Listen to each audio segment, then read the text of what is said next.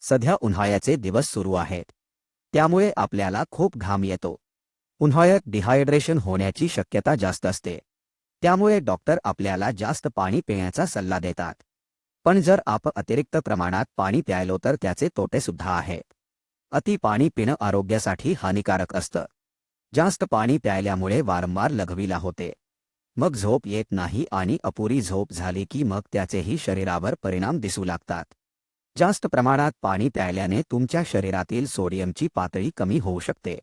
यामुळे चक्कर येणे, थकवा, डोकेदुखी, उलट्याही होऊ शकतात. जास्त प्रमाणात पाणी प्यायल्याने मेंदूवर दबाव येऊ शकतो. मेंदूच्या पेशींमध्ये सूज येऊ शकते. जास्त पाणी प्यायल्याने थकवाही येतो. त्यातून तुम्ही जेवल्यानंतर पाणी प्यायलात तर पोट जड होऊन पचनक्रियाही खराब होऊ शकते. या गोष्टी लक्षात ठेवा. आणि ही रील जास्तीत जास्त लोकांपर्यंत शेअर करा आणि टाइम्स नाऊ मराठीला लाईक आणि फॉलो करा.